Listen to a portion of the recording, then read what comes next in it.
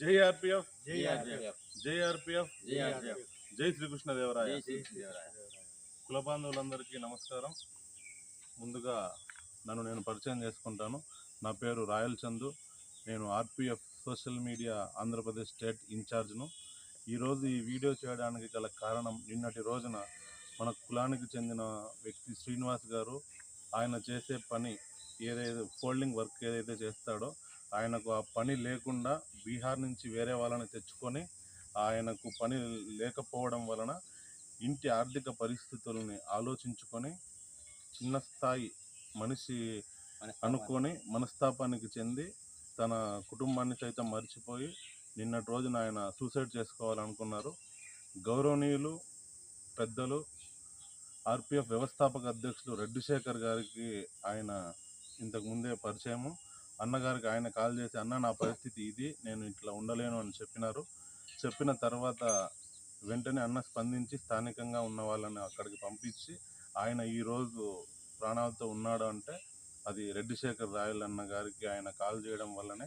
RPF కుటుంబ సభ్యులందరికీ ఒక చిన్న విజ్ఞప్తి ఏమనగా, ఎవరికి ఏ సమస్య వచ్చినప్పటికీ, ఎంత పెద్ద సమస్య వచ్చినప్పటికీ చావు అనేది చనిపోవాలనుకునే ఆలోచనలు మానుకోండి. ఏ సమస్య వచ్చినా కూడా మీ కుటుంబ సభ్యులతో పాటు మీకు ఆర్పిఎఫ్ తోడుగా ఉంటుంది. మీకు ఎటువంటి ఏ సమస్య వచ్చినా, మీకు ఆరోగ్య పరిస్థితులు బాగాలేకున్న హాస్పిటల్కైనా, లేదు ల్యాండ్ సమస్య ఉంది, లేదు ఏదైనా ఇంటి సమస్య ఉంది, ఎడ్యుకేషన్ సమస్య ఉంది, ఏది ఉన్నప్పటికీ పెద్దలు గౌరవనీయులు రెడ్డి శేఖర్ రాయలన్న గారు మన కుటుంబ సభ్యుల్లో ఇంటి పెద్దగా ఎలా ఆలోచన చేస్తాడో అలాగ ప్రతి ఒక్కరిని ఒక్క తాటిపైన తీసుకొని వచ్చి మనం అందరం కలిసికట్టుగా ఉంటూ ఎటువంటి సమస్య ఎవరికి వచ్చినా కూడా నేనున్నాను మీకు తోడు అని అన్న ప్రతి ఒక్కరికి తోడుంటాడు.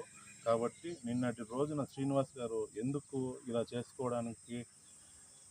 చేసుకోవాలనే ఆలోచన చేస్తున్నారో తెలియదు, కానీ అన్న దయచేసి ఇంకొకసారి అలా చేయొద్దండి. మీకు మేమున్నాము.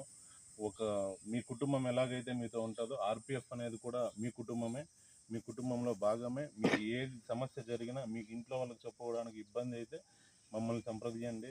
అన్న మమ్మల్ని ఇక్కడికి పంపిస్తాడు. రెడ్డి శేఖర్ అన్న గారిని సంప్రదించండి. ఇప్పుడు మా నంబర్ కూడా మీకు ఇచ్చిపోతాము.